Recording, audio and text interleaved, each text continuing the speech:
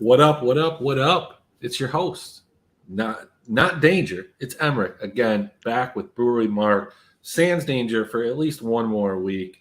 Had some issues with a belt, not some pants belt, but like a car belt. So he won't be joining us today. But Mark, how you doing? Doing good. Another Wednesday night, and I'm super excited. Tomorrow is kickoff, and you know I love showdowns. So Buffalo, LA, I am all about that. Yeah, not excited about a showdown. Showdowns are terrible, and I think I'm going to promise myself that I'm not going to play a ton of them this year. I'll probably play like a handful of lineups tomorrow, maybe two or three, just something really light because, I mean, football is back, and while I trash on the product mid-season, it's always exciting to get it back. Like whenever a sport comes back out, it's great. Like, hey, I haven't had this in so many months, whether it's hockey, baseball, football, anything. And then, as the season progresses, it's like, God, what a terrible product this is. But not hey, not initially, right? So We're excited. We've got a game. I moved around some of my appointments. I did what I had to do. They originally had me scheduled really, really late. I moved that up an hour and a half, and so I'll be good. I'll be able to, catch the entire game. My wife's not excited. She prefers League of Legends season. Quite frankly, I do too. But I'm not totally sure why, because my time commitments are much, much more demanding in season for that. Is that because she's sleeping while you're watching League of Legends overnight? No, I don't. I really don't know. Like, quite frankly, because when it comes down to it, I'm doing several hours of shows then. Maybe she's thinking like my schedule from last year, which is not going to be the same for football. I mean, last year, it was like 1 to 2 shows during the week, 1 to 2 shows on Saturday, and then a Sunday commitment. And then, the main room of our place is then committed to, the multiple TVs. Let's go, let's watch this. And, so there's all of that. So I'm not sure. I don't know. She doesn't like it. She doesn't like watching League of Legends either. So, I mean, I don't see what the difference is, but nevertheless. So we're here. We're going to be running this, just me and you. Danger couldn't make it, as I said in my intro, and maybe I've got to kind of refine the intro for this show because I didn't know what to go with. I kind of just went off from the hip. Felt like it could have been better, but that's okay. That's all right. That's how we do it around here. Yeah, I mean, look, it is what it is, and it'll continue to be that. But let's go ahead. Let's dive right in to the first and foremost part of this show that is in the namesake. What kind of beer are you drinking? Okay, so this popped up in Meyer's online cart today, so I went curbside. So never had these before. This is a Blood Orange IPA from 21st Amendment Brewery, which is an excellent brewery, but I've never tried it. So we're going to give it a go here. They got a nifty little can.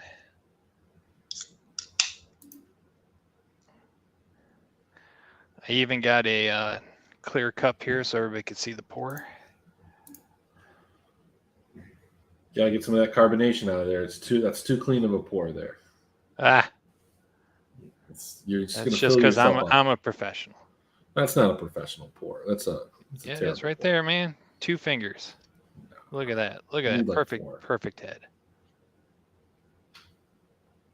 I myself have a Three Floyds Barbarian Haze IPA. As I was telling you, behind the scenes, it's at the 3-month mark. It's all right. It's getting better. I don't know. Maybe I'll try a second one. I obviously have 6, so I will drink all of those. I just don't know if I'm going to drink them tonight. Probably not, but it's all right. I've got some wine here. Nice little cap because we're cultured at Draft for Upside, and we've got to talk about some cultured football.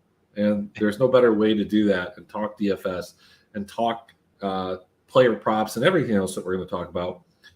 With a nice cap, $10 on sale, so it's cheap. Yeah. Okay. Well, let's start this off. Let's talk about the first game, and I'm going to just kick it over to you. We have the defending champions, 14-2. I think in the last 16 games when they open up at home. on this Thursday night game, or I don't even know if it's gone that far back, but I know that they're like 14-2 or something like that. I saw that stat. The Rams, this line has changed drastically over the last couple of days. Or maybe not. I don't know. Like, I think they have the Rams +3. Is that what it is? 3.5, something like that. 2.5. Maybe I should have looked this up. It was 2.5 yesterday. I've seen 2.5. I've seen it down at 1. And it was the Bills. So, pulling it up. See where it is. Okay, yeah, so they're +2 now, -2 for Buffalo. Buffalo comes in as the Super Bowl favorite. Per some information that you put, I think you kind of have to pick one of these two teams and just go with the quarterback in your lineup. But what are your other thoughts on this game and just the fantasy outlook for these two teams overall? Well, I think you're looking at two of the top offenses in the NFL. So it's just a matter of, do they explode against each other? Because they both have somewhat decent defenses, more against the run than they do against the pass. If you kind of look at some of the stats, especially in a showdown situation on Thursday night, and some of this is going to conflict because, like, the Rams are almost unbeatable on opening day, right? They're just incredibly good first day, especially when they're at home. However, the team Vegas favors on the first showdown of the year always covers the spread. It's like 90%. So you got to kind of look at that. A few other things for if you're playing showdowns is quarterbacks are in a winning roster 80% of the time. Doesn't matter if they're captain, doesn't matter if they're in the flex, doesn't matter which quarterback. Just a quarterback needs to be in your lineup on a showdown. Okay. Well, I mean, when it comes to what the public's looking at, we're looking at 56% of public bettors betting on Buffalo and the spread. That number jumps up to 62 when you take the money line into consideration, and then a 75% on the over. So people expect that these two offenses, and I think rightfully so, early season, high-power offenses, fully healthy, are really going to take off and have a big game. And what do we have in big games, Mark? We have touchdowns, right? There's touchdowns. Right. But no matter what game you're playing, no matter how many touchdowns there are, there's only one first touchdown, and there's only one first touchdown scorer.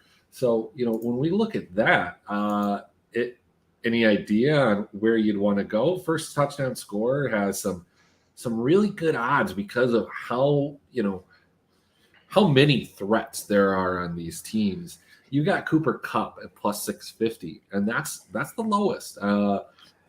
Yeah, I was going to say that's. I think that's the obvious pick is Cooper Kupp. I mean, yeah, a couple of these other ones that I really do like. I like an Isaiah McKenzie +2,000. I like Josh Allen +1,300. I like now one of the highest paid tight ends in the entire league, Dawson Knox +1,300, and an Allen Robinson +1,000. So these are all places I might sprinkle a little bit and probably play a little bit more on the prop side of things than I am in DFS. But who's your favorite captain that's not Cooper Kupp? Or is Cooper Kupp your favorite captain despite the price that he probably carries? No, he is not, and it is because two things: the price and the ownership. I expect everybody to be playing Cooper Kupp or Josh Allen in the captain slot, so I won't be playing them as much. By much, I say I'm gonna have them there, but out of like 10 lineups, maybe one or two of each. My favorites right now are Gabriel Davis and Allen Robinson. They're in a very good price range where you can fit them into the captain and still roster a top quarterback and a top receiver. So you could go a Davis, Diggs, Josh Allen lineup, or a Stafford, Kupp, Allen Robinson lineup and not be hurt too bad on the low end. Gotcha. Okay. Well, I mean, if you are putting like a Cooper Kupp in the captain spot, and then you're going with a Matt Stafford per kind of the tidbits that you said earlier, or maybe just released to the Draft for Upside Discord, you got to have Stafford in there. That's a ton of salary. Where are you going to save some money, regardless of whether you have Cooper Kupp as your captain or not? I think the majority of people will probably go to the aforementioned Isaiah McKenzie down at 2,400. But I don't know. Like, do you take a more balanced approach and try and jam in like a Dawson Knox and an Allen Robinson? Any interest in a guy like Cam Akers, who I don't know if he's fully healthy. I don't think that he is. And how much is he really going to, how much work is he going to see, and is he going to score a touchdown is the big thing. Yeah, so running backs, in my mind, are a question mark in this game. The strength of both defenses are against the run. And like you said, Cam Akers, we don't know how healthy he actually is. He's kind of an upper middle salary. I found myself rostering Henderson more with the cost savings you get in that salary. McKenzie, I think, is going to be insanely owned at his price. he could easily be 40% owned in this slate at the price that he's at. If you're looking for downright bottom basement bargains so you can roster a lot of stuff, what we need to look at is the injury status of Van Jefferson at game time. Because if he doesn't play, the Rams have two dirt cheap receivers. He's not playing. He's been ruled out already. He's been ruled out. Great. So then what you're going to see is Ben Skronek and Tutu Atwell splitting the third wide receiver spot. And they're at $1,800 and $1,000 respectively. So that gives you some flexibility there. Don't expect a ton, but they will each get snaps. They will each get a ball or two at them, and maybe you can get lucky and get a touchdown or 50 yards or something. Okay. Well, look, like I said, I'm not excited about the showdown. So that's the gist of it. So let's move on to the real games. The games that are on the main slate. And by the way, for our audience, I have a complete breakdown of this showdown in our private Discord, and right now you can get that free until October 1st by signing up at our Patreon. That's patreon.com/draftforupside. Awesome.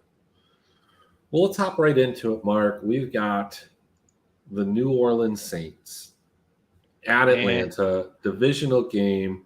It looks like they're a 5.5 point favorite here. Falcons looking to be possibly one of the worst teams in the league, but there are some pieces here that you might be interested in. This game has a really low total.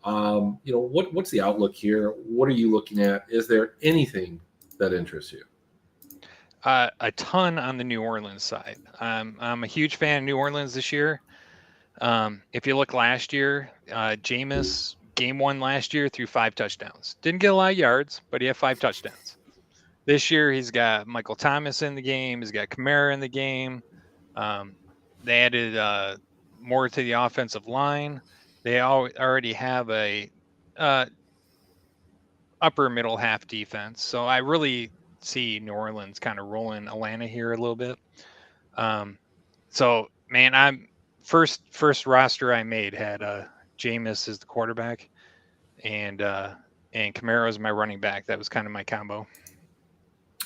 Yeah, Kamara coming in, on early projections, relatively low owned compared to the field. 7,600. I think he's in a fantastic spot, especially if you think that New Orleans is able to, control this game. And I mean, this is a big spread for a road team in week 1. But this Falcons team, we're just not necessarily sure what we're going to see with Marcus Mariota now at the helm. This weird trio of running backs with Patterson, Damian Williams, Tyler Algier. Is that how you say it? I mean, I don't know. I think it's Algier. Yeah. And then just a really ragtag group of wide receivers with Brian Edwards, Drake London, the Big OZ, and Daryl Hodge. Outside of like Kyle Pitts, is there anything that interests you in this? And even does Kyle Pitts interest you at 5,700? I mean, a little bit. I think there's better values out there. When we get to the Lions game, we'll talk about both of those tight ends, and I think that's probably a better place to land. Gotcha. All right, so I think we're in agreement on Alvin Kamara. Do need to kind of just get a little bit more depth on what exactly is happening in the, from the health of how much is Michael Thomas going to play. I mean, by all accounts, he should play the full game, but how does his role change with a guy like Jarvis Landry, on this team, who traditionally ran a lot of slot routes, someplace that Michael Thomas has been utterly dominant? And is this going to change his role? And how does that change the, fantasy outlook for a guy that we really haven't seen on the field very much for the last 2 years? So a lot of questions there. It's not my favorite place, but certainly this is a game that has, I don't know. I think it has more of a tendency to pop off than Vegas is giving it credit for, but it could be sloppy. It's not going to be like beautiful, crisp football. It could be a sloppy kind of slugfest, divisional teams playing for the first time this season, and some points could be scored. Let's talk about the next game on the slate. This is a game, one of many revenge game narratives. We've got the Cleveland Browns traveling to Carolina to play the Panthers, and their newly appointed quarterback, the former quarterback for the Browns. We've got Baker Mayfield getting his first start outside of a Browns uniform against the Browns. It seems kind of suspect to me. I think somebody manipulated the schedule a little bit here. Right. Yeah. The funny thing is this is one of those narratives you shouldn't buy in. That everybody listening, you should not buy in the narratives, but for some reason I'm buying into this one. I just really think Baker is incredibly pissed at Cleveland for the way everything went down. He seems like a vengeful guy, right? Yeah. Chip on his shoulder type of dude. Yeah, so I really think this will be his best game of the year if he has a good game this year, is kind of how I feel about it. So I am building a couple of Baker lineups just to see if I can take advantage of that. Yeah, I mean, look, he's super inexpensive at 5,300. Obviously has some really good weapons. DJ Moore, Robbie Anderson, both of these guys vastly underperformed, from a season-long standpoint and almost week-long or weekly in DFS for different reasons. Robbie Anderson really just didn't catch anything and just never caught fire. This guy was a darling of fantasy draft football touts last year preseason before the games. Everybody was telling you to grab him in that 6th to 9th round thing. Nobody's talking about that type of thing anymore. Robbie Anderson was a complete bust. And I think that there are quite a few, as I'm scrolling through my TikToks, man, these fantasy football content creators are just out in numbers. Some of them are good. Some of them have good information. Some of them really suck. Some of them are really bad. Maybe I would be bad too if I was doing it. I'm not saying that the information I'm giving here is correct, but look, a lot of these guys are probably fucking the same guys that were all over Robbie Anderson. And I've got a bone to pick with most people, even people that I have a fair amount of respect. And this DJ Moore at 6,000 is fantastic from a DFS standpoint, but I don't really know where all of this hype surrounding DJ Moore has come from. Yes, he's been a consistent wide receiver 2 in fantasy for the last however many years. And yes, theoretically you can say that Baker's one of the better quarterbacks that he's ever played with. But I mean, DJ Moore at the beginning of last season was the only guy Sam Darnold threw to. It was DJ Moore and CMC, and that's it. This guy was getting 10, 15 targets, and then he kind of just fell off. Robbie Anderson never got I guess the thing is that DJ Moore and Robbie Anderson dealt with a lot of uncatchable balls. Sam Darnold was the least accurate quarterback in the NFL last year. And Baker, for what it's worth, is fairly accurate. I don't know, man. Like this is not a game that I want a lot of exposure to. I have Christian McCaffrey coming in as one of the highest owned guys on the entire slate at 8,500. And man, I don't think I can do it. This isn't the spot. I don't like anything here, with one exception: Nick Chubb. I think Nick Chubb at 6,500 scores a touchdown. I love playing Nick Chubb. He's always just that one run away. It feels like this dude is perennially at 96 yards, and you're just waiting for him to get that like extra 4 yards to get the 3-point bonus. Yeah. Yeah, I can buy Nick Chubb easily. I would say in a GPP, I'm not playing CMC. He's going to be way too owned. I don't mind him in cash if you can fit his salary in. I mean, this is the cheapest you're going to get him all year. DraftKings releases their pricing so far in advance that everybody's priced really low. But yeah, I'm with you. I'm going to do one Baker lineup, and it'll probably be a Baker CMC combo just to see if I can take advantage of that narrative, and that's it. Fair. Any interest in the tight ends in this game? David Njoku, Harrison Bryant, both of these guys. I mean, Njoku more than anything is a guy that I feel people have wanted to be good, and he is good, but he's just never gotten the volume. I saw a lot of hype over in the Dr. Roto Discord. A lot of people liking Njoku, thinking that maybe Brissett, this is a guy that likes to throw to his tight ends, doesn't have a lot of arm strength, isn't very good. Does David Njoku at 3,900, do you fall into that trap again, Mark? Like, it feels like a trap. It feels like something that you just keep going back to, and you're losing a finger every time, and then the next thing you know, you got a little stump on your arm. Yeah, I think there's better tight ends out there. So, I mean, it's not a terrible play if you need the. Mark, it's a terrible play. It's a terrible play. All right. Like, I don't. I mean, I guess. Nice though, yeah. I mean, I guess if you build your lineup and then like you got your stacks, you got your correlation, you're feeling good, you got to put your tight end slot, you got 3,900. Somehow, I mean, I think you could do worse. I mean, I think I'd rather him than a guy like Hunter Henry or Gerald Everett if all things are equal. Now, if those guys fit in more to kind of what my lineup is trying to say, then maybe. But yeah, I mean, I just don't know what kind of upside he necessarily has. Even if he scores a touchdown, is he going to get two? And probably not. Right. Has he ever scored 2 touchdowns? It feels like he scored 2 touchdowns at some point. I don't know. He scored like 4 touchdowns last year, so I think it's probably highly unlikely that he scores 2 on Sunday. But, like weirder things have happened, of course.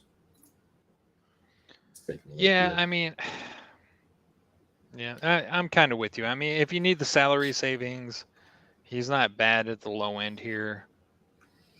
Actually, I don't know if I'd go lower, maybe Komet, but. I mean, I think the thing that you have to ask yourself is if you do build that lineup in that hypothetical situation that I laid out, you need to change something. Like your lineup's not good. Going with David Njoku, who at his best, his absolute ceiling, or regularly achieved ceiling is maybe 3x this. That's not going to get it done.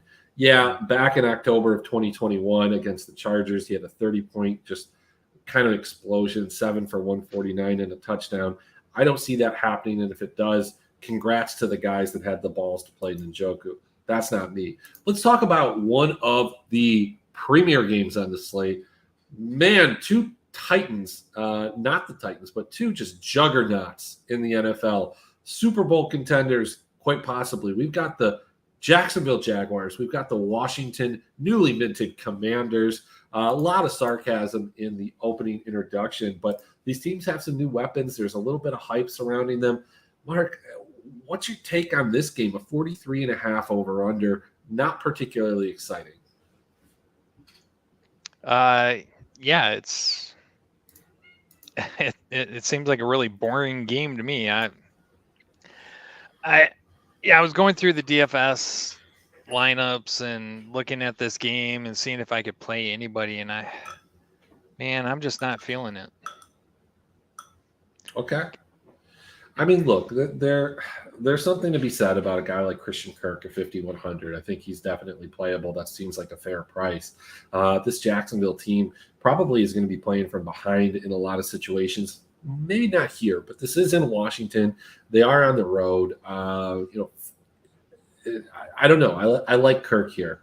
The other guy that I think is kind of sneaky, and look, if you're a viewer from the Shark Code, we like Sneaky Betty, but let's talk about Sneaky Curtis Samuel, 4,200, a guy that I think is really sneaky, even in like best ball drafts. If you're still doing some underdog, getting him in the super late rounds. Almost forgotten in this offense because he just hasn't been there. He hasn't been healthy. Curtis Samuel, I think, could pop off, for a big game, not just here, but at other points during the season. So any thoughts now that I said Curtis Samuel? Does that interest you? No, not really. I mean, I really don't have a lot of faith in Carson Wentz. And given what I know about Ron Rivera, this is going to be more of a run-first offense. So I'm not really buying into it. Well, if we're talking about run-first offenses, since there was a shooting and there was a Commanders running back who was set to possibly take over first and second down work, maybe a 3-down back, Antonio Gibson. This is a guy that you can get really cheap right now in best ball. And if you're still drafting, your season-long teams. I stole this guy in the 9th or 10th round of a draft. Look, anybody who's listened the last couple of weeks knows that I'm not super high on Antonio Gibson futures, but just in the short term, this week 1, this is a game that I think he's going to have a big workload, and I think he has the opportunity to win this job and cement it. If he sucks, he sucks. That's fine. But at 5,800, he's commanding a little bit of ownership. I'm kind of interested in Antonio Gibson here. And I think that the ownership where I'm projecting it out right now, it just looks like it's going to be a little bit higher than what I think. And I think as long as you get into those single entries and those 3 maxes and some of these smaller kind of field tournaments, I think that ownership is going to be extremely low, sub 10%. Yeah, I agree with that. And in this game, Antonio Gibson is probably my favorite play, especially at the prices that he's at. He's gonna be a 3-down back, but my only concern is they made it a priority to get J.D. McKissic back, which tells you that the team doesn't have any faith in Antonio Gibson. He's going to get this because of the unfortunate shooting, but I would say this is the week to play him. He's not going to be this cheap again next week. He's in a good situation. I would put him in. Yeah, I'd rather play Antonio Gibson than a J.D. McKissic at 5,100. That just doesn't make a lot of sense to me. Yeah. One of the guys that has low ownership but has had a lot of buzz is ETN. And 5,600, it is tempting. What I've seen a lot in some of these videos and things that pop up in my feed and my For You is people talking about guys like Etienne or guys like Michael Thomas, who we mentioned earlier. He's really got to show me first before I roster them. And I think that's the complete wrong way to approach it. If he's shown you that he's going to be, an every down back, or he's shown you that he's going to have good production, 2 things are going to happen. First and foremost, his price is going to go way up. Yep. Second, he showed everybody else, and they know it. So you really got to be early to these type of parties. And I think ETN, at what his projected ownership is, with all the buzz and everything and all the hype surrounding it, maybe this Washington defense sucks. I think that there's still this. I don't know. They still have this reputation from the defense from 2 years ago. Last year was not a good defense. Chase Young is not playing in week 1. They're not really happy with him either. So, I don't know, man. I think ETN, I think Gibson, both of these guys are kind of interesting to kind of sneak in there. It is a 43, not my favorite place. Let's go on to a game that I think you have been waiting for us to talk about.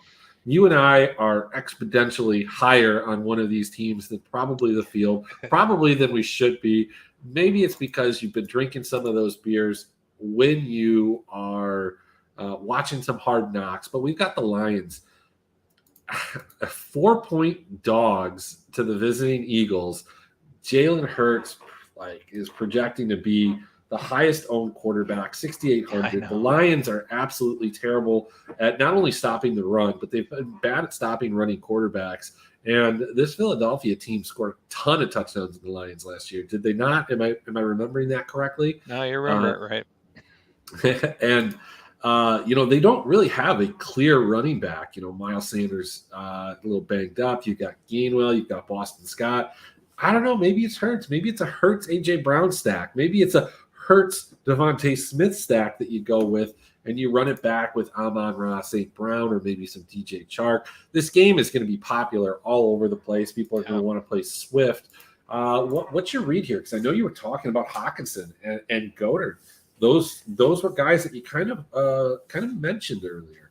Yeah. So, if I'm remembering correctly, Detroit was last in the league against the tight ends last year, and Philadelphia was second last in the league to tight ends last year. So here, I don't know if this is a hot take. I don't know how the rest of the DFS field is thinking about this, but this is a case where I'm building a double tight end lineup. Oh, Mark, that is disgusting. It is, but man, if there's ever a case for it, this is it. This will be the best game for both of these tight ends to go. And we're talking about Jalen Hurts.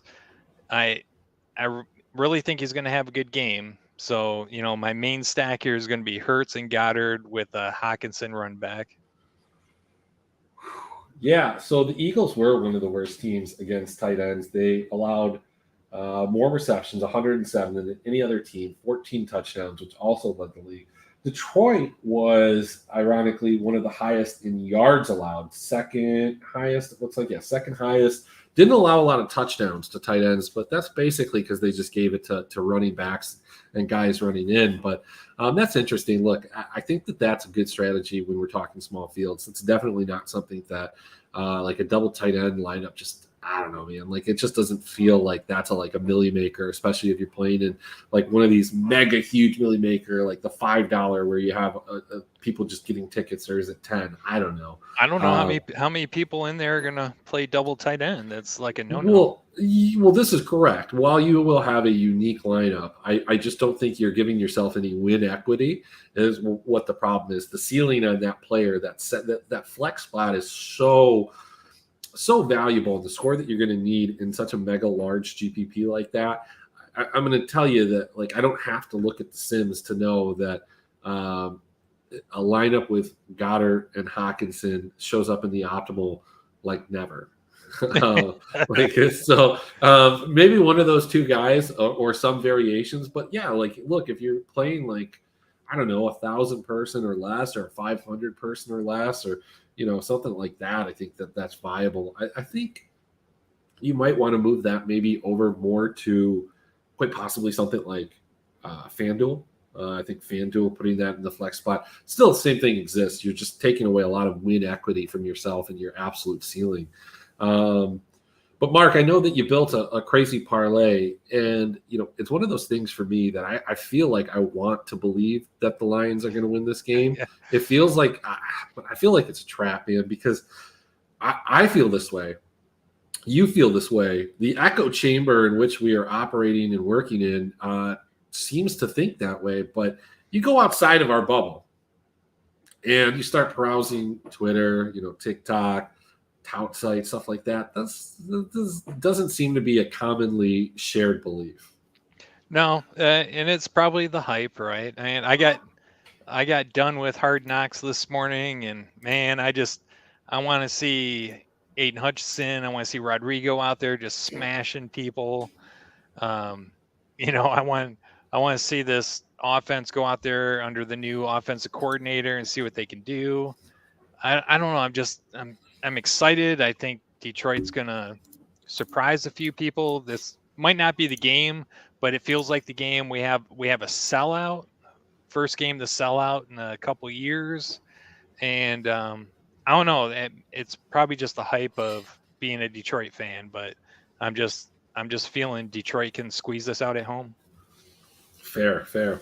Well, let's go to a game that has a little bit of a bigger line. We've got the Baltimore Ravens visiting the New York Jets. New York Jets obviously had a bit of a setback. They're going to be playing or the New York Jets are going to have a quarterback that used to play for the Ravens, and Joe Flacco, many, many years ago. Some kids might remember if you're old enough. The problem with this Baltimore offense for me is I really want to I want to attack the Jets on the ground to some extent, knowing that Baltimore is going to run a lot more two tight end sets with Mark Andrews, Isaiah Likely, and I think that just allows them to run the ball a little bit more. But there's just not a clear hierarchy in the backfield with Dobbins quite possibly hurt. So then, if I don't want to do that, maybe I go to the passing game and I take a look at a guy like, I don't know, Rashad Bateman and play him with Lamar Jackson. I'm really, really, really digging this as an opportunity to play Jackson. He's one of my guys on my short list and probably one of the few premierly priced quarterbacks that I'm considering. And then this decision is, do I want to play Likely? Do I want to play Andrews? Both of those guys are on opposite sides of the pricing spectrum. Mark Andrews is just mega expensive, and I'm already paying a lot to get Lamar. And maybe I just leave them off. Maybe this is a single stack type of thing. And I go with a Bateman, Lamar Jackson. On the New York side, probably nothing. Yeah, what do you think?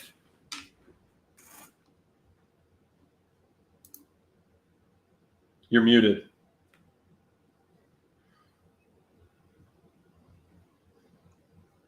Sorry about that. Yeah. No problem. Yeah. So I'm right along with you. Lamar and Andrews, they're just too high priced. I don't think it's a good proposition to get them both in the same lineup. You're gonna just sacrifice too much elsewhere. I love Bateman. That's a great pivot. Yeah, on the Jets side, God, I don't know. I don't know what we're gonna get out of Flacco. So, yeah, I don't see where I'm playing any Jets in this game. All right, moving right along. We've got another divisional matchup. The Pittsburgh Steelers travel to Cincinnati to play this Bengal team that made it to the Super Bowl, ran like the sun. I don't know. I think that this team might be in for some disappointment. I think a lot of people are going to play Joe Burrow. I think a lot of people are going to play T. Higgins and Jamar Chase, and I don't know. Like maybe I just avoid this game altogether. One guy that's popping, actually, both of the running backs here are looking to have pretty high ownership, and I'm just not buying the hype around him. Look, Joe Mixon is a guy that I defended last year. Joe Mixon last year was drafted in season long as kind of a fringe RB1, RB2, somewhere in the second round, either early or late. Joe Mixon, I saw going in the first round at times. I've seen him talked about in a way. I don't see him having the same type of touchdown upside that he did last year. I don't think he's going to be involved in the passing game nearly as much as he has in the past. And that's not even to say a ton. At 7,100 and a 20% projected ownership, Joe Mixon just does not seem like it's it for me. Najee Harris, same type of situation, 6,400 projected ownership above 20, near 25%. And this guy is just clearly a volume-based back. People like to talk about him and think that he's explosive, or maybe they don't. I don't know. It's purely opportunity with this guy. He touched the ball a ton. I think he had 2 runs over 10 yards all of last year. Right. Yeah. So yeah, it's completely volume. He's involved in every play. He gets a lot of targets, a lot of catches. So he's valuable in DraftKings from that standpoint because it's a full point PPR, less so on FanDuel. But he is a high salary. He's going to be hard to fit in. I don't mind him in a cash lineup, but there's definitely better values and better smash spots for a GPP type lineup here. And with the ownership, yeah, it's just too high. you can't play him if you expect to win these mass multi entries. Fair. Well, let's move on. We're running. I think we're on time here, as long as we start to speed up a little bit.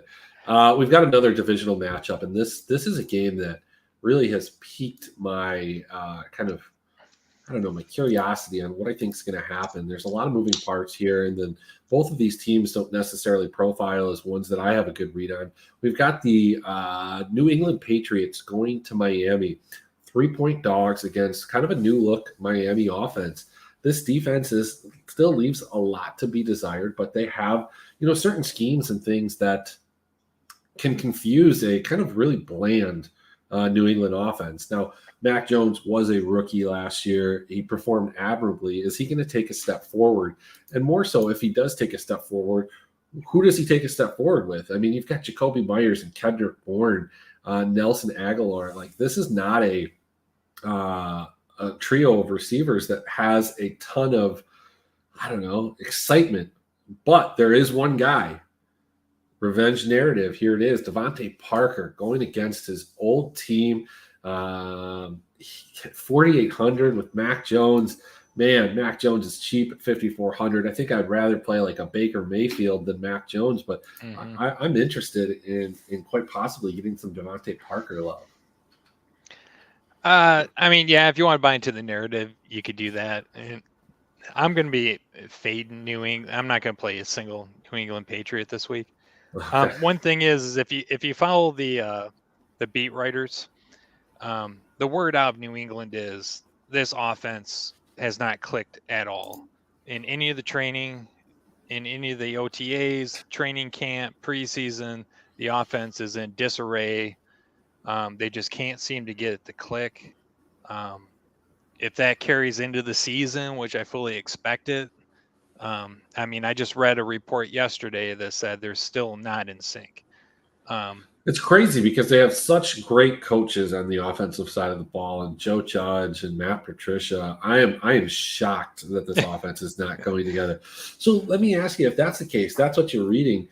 I mean, can we maybe expect something out of New England that was similar to when New England played Buffalo last year? They just ran the ball. Just ran it in that super win game, prime time, just run the ball down their throat with Ramondre Stevenson, with Damian Harris, and we just get a huge running game out of New England. Yeah, and that's what I expect, to be honest with you, is New England is just going to try to run the ball and control the clock. And they're going to try to slow down Tua and Tyreek Hill, and I don't know if they'll be successful. Well, so on the other side of it, though, New England had a pretty staunch defense last year. Where are you buying in on this Miami offense? Is it Chase Edmonds? Is it Mostert? Is it Tyreek Hill? Is it Jalen Waddle? I lean towards Waddle and Chase Edmonds. I do think Chase Edmonds is the better of the two backs. He's more dynamic in my mind. We're just one snap away from Mostert getting hurt and out for the season again. We're just one snap away from him breaking an 80-yard rush too. He seems to do those two things, and that's it. Yeah, that's it. And I just think, knowing Bill Belichick and his defense, they'll do everything they can to take Tyreek out of the picture. So I think that opens Waddle up for some extra targets. And from everything I've seen, Tua's had his best offseason. Take it for what you will from Miami beat writers, but he looks really good. So, and he's throwing the ball deeper. That's why they brought Tyreek in, is to try and stretch the field. And to me, I think that might open Waddle up a little bit more. Gotcha. I kind of agree. I like Waddle quite a bit. Next game on the slate, San Francisco and Chicago. Chicago's offense looks absolutely atrocious. It's so tough to like almost anybody on this team. David Montgomery has always been kind of a volume guy. Darnell Mooney has in the past produced, but at 5,700, Just an offense going against what might be one of the best defenses this season in San Francisco. I have absolutely no interest in Chicago. I think that they're going to struggle. When it comes to the San Francisco side of things, I'm not sure that this offensive line is that good. I don't know how they're going to play together. It gives me some serious concern for Elijah Mitchell, serious concern anybody that's running the ball for San Francisco. Deebo Samuel is super, expensive. Some people believe that he won't play the same type of role that he did last year. I tend to believe that he does, but maybe not at the same volume. A lot of people are going over to like a Brandon Ayuk, but look, we don't have to look too far back. But the beginning of the season last year, where we absolutely thought Ayuk was going to take off, and it took him like half the season or longer before he really got integrated into the offense. Now, I don't think that's going to happen here, but I don't know. I've got a lot of concerns and question marks that I have to sort out on the San Francisco team. I think they score, a couple times. I think they win this game. Vegas has them at 24, so maybe I should be interested in Elijah Mitchell at 5,400, especially now that I'm seeing his ownership looks to be almost nothing. That's true. I mean, this is a ownership play. I'm not expecting a lot of fireworks out of this game. And when you're talking about Deebo, he did say he did come out and say he doesn't want to run the ball as much.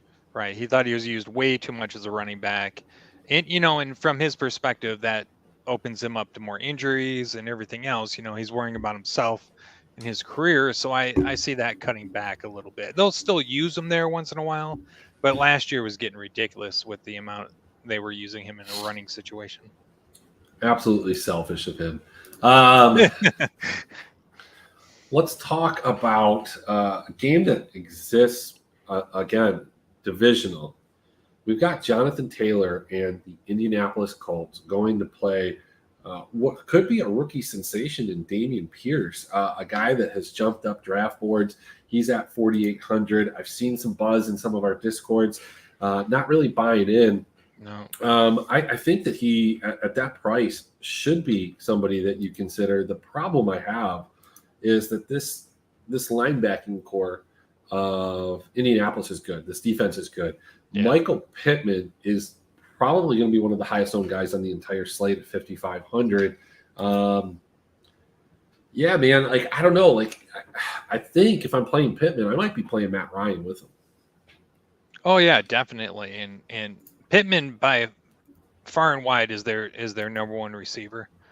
And I'm not a Matt Ryan fan, but Matt Ryan in his career is always honed in on a single receiver and will feed the ball to him like crazy. So if they have any chemistry whatsoever, Pittman's going to get a shitload of targets from Matt Ryan in this game. Well, it's got to be somebody. And, it's Paris Campbell, it's Alec Pierce. These are the other guys that are on this roster.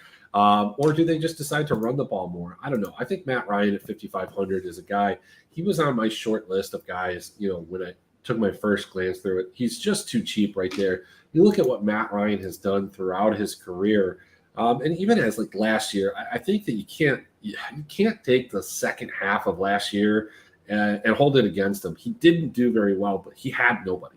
There was literally nobody on that team. Now we go back to when Calvin Ridley was playing for this team, and Matt Ryan was putting up 20 to 25 points. He was throwing for 300 yards. That offense looked still like shit. Let's be honest, but not like a steaming pile. So we expect that Indianapolis comes into this game and wins. There's not a lot of expectations on the Texans side of things. I think that they could surprise a couple people in some games. This game might be a little bit closer, especially at the beginning part of it. Indianapolis just doesn't strike me as a team that just gets out in front of you and builds a huge lead from a snowball. They're a grinded out team, keeps it close. I think that's an interesting spot. But let's say that you do think that that's going to happen. I think a kind of an interesting spot is to play that Jonathan Taylor, but then you're playing the run back with Davis Mills, and you're playing the run back with Brandon Cooks. That, I don't know, man. That seems kind of sneaky to me. Yeah, it's not a game I really want to stack here. If I'm playing Jonathan Taylor, first off, he's the highest priced running back, correct? So I don't know. I'm not really interested in any kind of run back here. Hey, what'd he do against Houston last year? Didn't he have like 200 yards and 3 touchdowns or something? 143 yards, 2 touchdowns, 28 fantasy points, and oh yeah, okay. Over the course of 2 games, yeah, it was like 288 and 4. So yeah, he did a lot against Houston last year. Houston was not a team that was very good against the rush, so I expect Jonathan Taylor to be owned. But again, you mentioned his price tag, makes you have to get creative. 9,100. And the sad thing is that's probably the cheapest we're going to see him in a while. True. Well, let's go to another kind of a high-priced running back, and a guy that I'm kind of excited about for Week 1.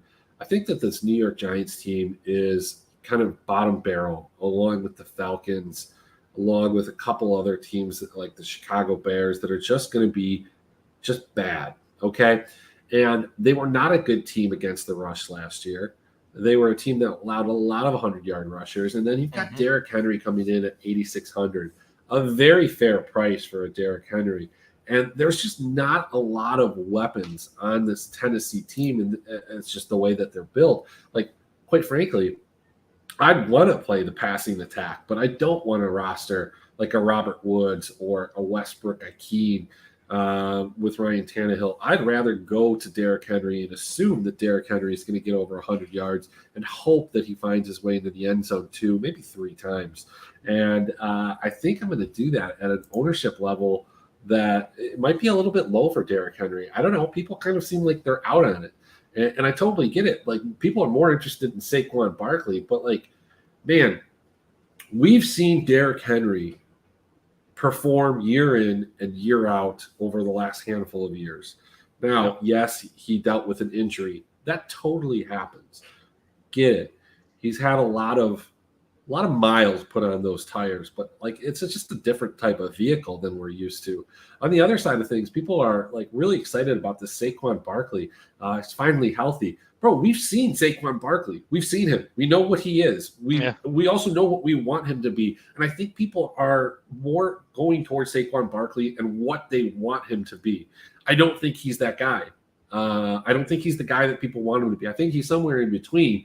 6,100, I get it, but at 19% ownership against a good rush defense of Tennessee, or what we assume on the road, man, you have to hope that Saquon Barkley's catching a ton of balls, and I don't know if he is. I think that Tony and Galladay and Sterling Shepard and all these other guys are going to get some balls, and so I think I'm kind of taking the stance that I'm not as interested in Saquon Barkley. I don't know, man. I don't think people have ever adjusted. They have this idea in their mind from his rookie season, and he is that explosive guy. But dude, the guy strikes out a ton, and I think he strikes out on Sunday. Yeah, it's kind of weird because we're talking about perception 2 ways here, right? So we have Derrick Henry, who has proven himself year in, year out, and this year everybody's like, oh, he's not going to be as good. He's older. He's going to slow down. They're going to cut his runs back, blah, blah, blah. And then we have Saquon, who since his rookie year has been hurt. He's been hobbled. He hasn't done anything. And everybody's like, oh, my God, he's healthy. He's just going to explode. Exactly. And it's like, where is anybody getting any of this? Okay. Look, Mark, we could look stupid. Saquon could be like that guy. But like, I just think that there are so many times that we have this group think mentality, and somebody points something out, we're like, oh yeah, that makes total sense. And like, there are guys like Robbie Anderson earlier this podcast we talked about that just completely dud versus the group think, and I think it could be Saquon Barkley this year. Yeah, but so to get back to the DFS part of this is I don't know if I'm very interested in anything in this game, and maybe Derrick Henry, because I will have to check ownership when we get closer to the slate. But right now, it sounds like Saquon's going to be way too high owned to play. So if Derrick Henry is a little lower ownership, yeah, I'll throw him in a couple of lineups. But I'm not interested in either passing game. So Galladay looks like crap. Doesn't even look like he's hardly trying in the preseason. I I know they said he was hurt, but I don't believe it. Not a believer. I mean, what do you mean you don't believe it? He's always hurt. I think that's pretty believable, right? I don't know. He just looks so disinterested there.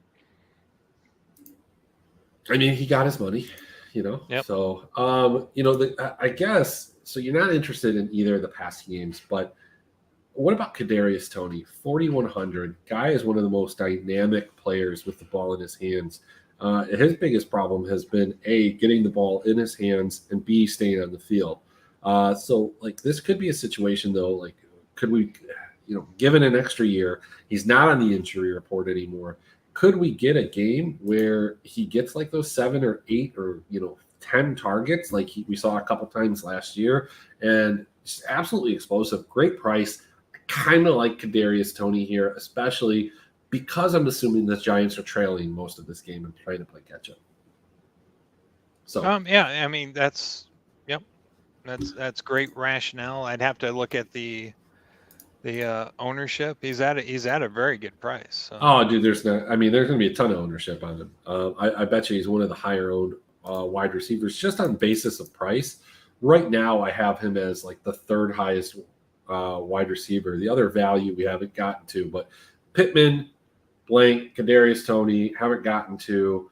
T. Higgins haven't gotten to, and even Jacoby Myers is coming in pretty high owned. So again, we talked about him a couple weeks ago where the guy was just utterly consistent. And when you're as consistent as he is, you find a way on the rosters. Kind of nice floor.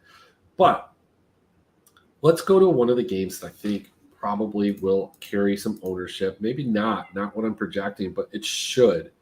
It should. It absolutely should. It is the Las Vegas Raiders going to Los Angeles to play the Chargers, divisional game. This is one of the highest totals on the board. Yep. Man, these offenses are good. The Chargers last year were bad at stopping the run. Does this open up an opportunity for Josh Jacobs to – I don't know. I mean, I want to believe that Josh Jacobs, partially because of my season-long teams and my best ball, is going to have a great season. But, by all accounts, I've heard that this is going to be a committee. But, this could be a game where Josh Jacobs goes off at sneakily low ownership. On the other side of things, you've got Davante Adams, who's going to be sub 10% at 8,100. There is this talk that Davante Adams isn't, he's lost Aaron Rodgers. He's not going to have this massive target share, but I think he might still have a massive target share. Him and it's Derek, right? Wow. Geez, Derek. Derek. Yeah, I don't know. Holy That's shit. what I always do.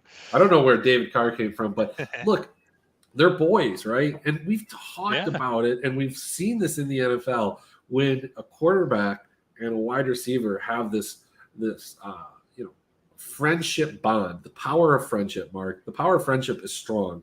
It worked for IG in 2020, at least to come back together and get a nice run. The power of friendship won them a world championship. The power of friendship here for Davante Adams and Derek Carr could be similar to the power of friendship that excelled Cooper Kupp to be one of the elite wide receivers in the league.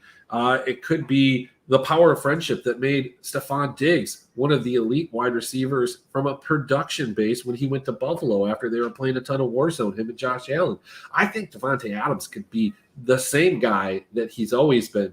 The question has been like that extra upside for Davante has always been the red zone usage, and that he was like the premier touchdown scoring wide receiver because Aaron Rodgers looked to him. There are other weapons here, but I think Davante Adams can still have a real big game. Yeah, I love that combo, man. I'm putting that stack in many lineups. I'm going to start with that. It's like you said, there's an article that came out this week how they almost died together in college. They are best buds.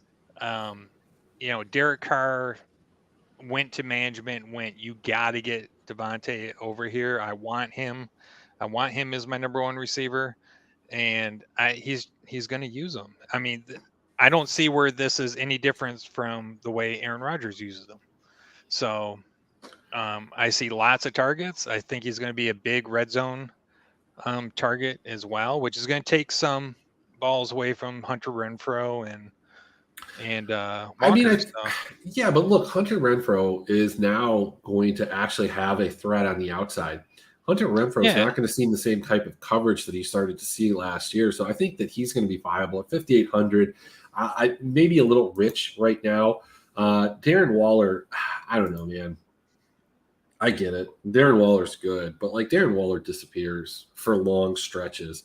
Somebody offered me Darren Waller in season long as a trade, and it's like, nah, man, I'm not interested in Darren Waller. I'll rock with Gerald Everett and Evan Ingram and like all these other bad guys because I don't want that Darren Waller kind of roller coaster. On the other side of things, Austin Eckler went super high, but he's 8,200, man. That guy is expensive, especially when you have a guy that I'm really high on in this offense, cheap. We've got Mike Williams. I've seen him projected in different places by people I respect as, a top wide receiver this year, wide receiver 1 inside the top 10.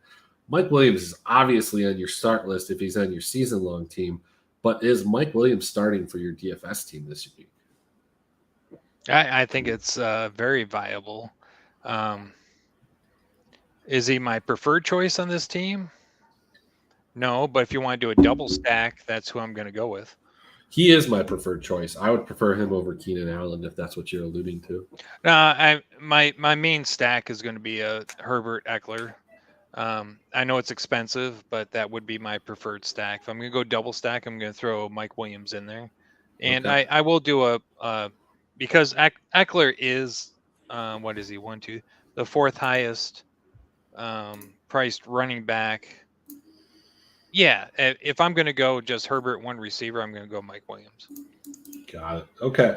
Well, we're running short on time here. We're running over. We've got Green Bay. We've got Minnesota, another divisional matchup, a game that 2 years ago had some absolute fireworks in week 1 and was part of the optimal lineup. But like this Green Bay team looks different.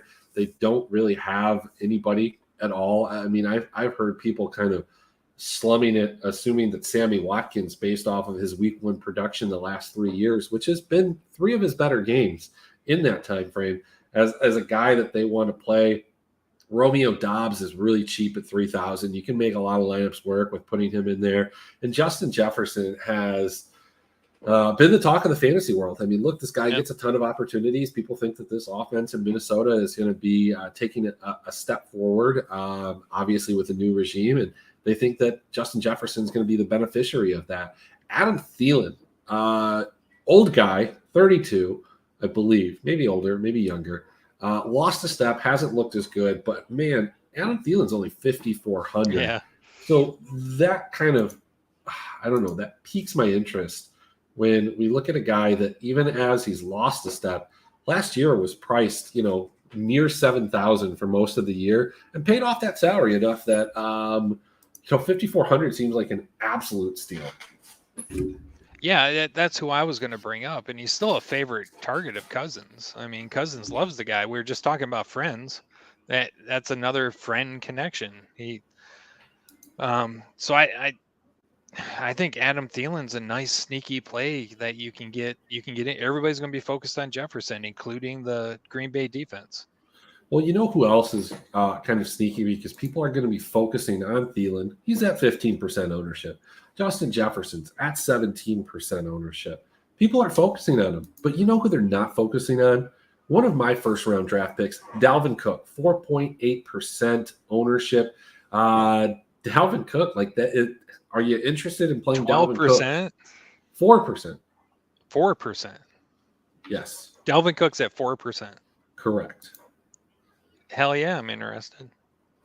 Dalvin Cook's one of the there are a couple guys, but he's like one of the premier guys, like the S tier guys that's under that 10%. Eckler, obviously, because of his price, Kamara, and Cook, those are the 3 guys that are sub 10%, but look to have huge roles on their teams. I think that's an interesting place, especially if you want to build like, I mean, I don't know what it looks like on FanDuel, but a lineup with like Derrick Henry and Dalvin Cook kind of sounds interesting to me. I don't know how you can make that work. They're both expensive guys, but let's go to this last game. Mark, Okay. Kansas City, 29.5. Patrick Mahomes, no Tyreek Hill, but he's got, MVS. I know you like MVS. I think you have some warm feelings for MVS. No, that's danger. Okay. I like Juju. Well, we've got Juju. We've got Rondell Moore. We've got Arizona. This is in Arizona. Arizona is a 4.5-point dog. 5.5 point, 5.5. That's how you do the math. Rondell Moore is one of the highest owned guys at 4,000. I mean, Marquise Brown, newly acquired guy, also highly owned. What are your thoughts on this game? Is Moore for sure playing? Wasn't he banged up? I don't know. I think he is. I don't see. He wasn't listed on the injury report Wednesday, so he had a concussion, but he's good to go. Okay. I know Arizona, even with Moore playing, has had a ton of injuries, and they also have,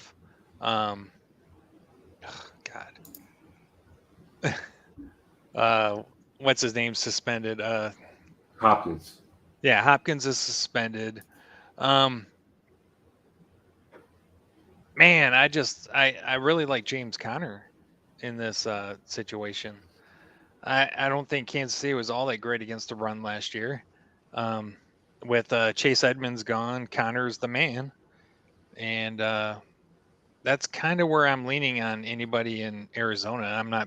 AJ Green, he's worthless in this game. Well, Mark, this is a spot where I think I'm taking a little bit of a different stance than a lot of people. Okay. I think Kansas City has a down year. I think that they struggle. I still think that they're a good team and they're going to be viable from week to week in DFS. I think that they go into Arizona and they lose. This is not a bad Arizona team. Like we talked about, I think it was last week or maybe the week before. Their over-under total for wins 8.5 just seems crazy from a team that won 11 games. I get it. Hopkins is out, but they did trade and get Marquise Brown and Rondell Moore, and they have a ton of speed on that team. I'm really interested in Marquise Brown in this game specifically. James Conner is a guy that I think you have to pay attention to because he has just overwhelming touchdown equity. But I don't think James Conner is a guy that, A, I wanted season long, and B, is a guy that I want to play at 7,000. Like, he's going to have to score multiple touchdowns. Kyler Murray continually, year after year, one of the best quarterbacks before the new Call of Duty comes out. And at 7,200, like, this is going to be a game I think I love him. Even if you think that, like, Kansas City has a good game and there's a good team this year, like, Kyler Murray should be a guy that's on your radar for this game. I guess I'm just not buying it. Like, I'm not buying the Juju Smith-Schuster hype. Like, look, dude had a good rookie year. He had Antonio Brown on the other side. Yep. He's just never done it since then. Yeah, look, this is a huge upgrade for him in quarterback, but he's just not that guy. He doesn't have that dog in him. He's a really good wide receiver 2, maybe wide receiver 3. But within this offense, I just don't know if he's any of those guys. Now, MVS is a guy that is kind of interesting to me, but I think MVS and Juju kind of together will be what Tyreek Hill is. Tyreek, has the reputation of being the speedy guy that burns guys on deep routes, and he absolutely does.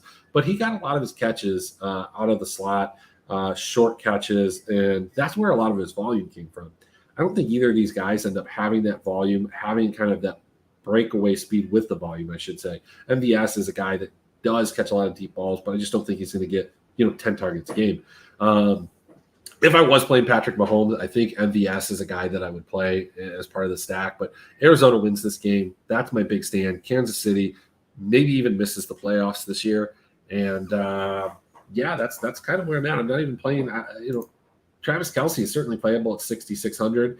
I wouldn't hate that, but I'm playing some Marquise Brown. I might even play a little Rondell Moore. Look, Mark, I don't know. I might even play a little Rondell Moore with the defense. I don't know. Well, it hasn't worked yet, but it'll work one day, right? I like Hollywood Brown. I thought this was a good place for him to go. I think Kyler's going to love him. On the Kansas City side, I will say one thing. Andy Reid currently has like the best opening day record of any head coach. He for some reason just wins, even back in his Philadelphia days, opening day, whether it's on the road or at home. But I kind of tend to agree with you. I think it's going to be a down year for Kansas City. Mahomes is great, but it's not the same team, and they're hoping that Kelsey is going to bounce back from last year. We'll see. All right. Well, that was First Sip by Draft for Upside. Just a quick rundown of some of these games, some of our initial thoughts. Obviously, these things are going to change over the next couple of days with any additional news, ownership, and just general mood changes. Mark, do you have anything in closing? No, not anything special. Just if you guys want to keep up with us, join us on our Patreon. We have a private Discord. You go to patreon.com/draftforupside and sign up. We're going to give you free access until October 1st. You won't receive a bill, and we'll be in those chats. We'll build lineups with you. We'll help you out. We'll answer questions. It's season long DFS. It doesn't matter. We'll even do prop betting for you. All right, sounds good. Well, Mark, that's it for me then. All right, thank you again, and look forward to next week. Take care.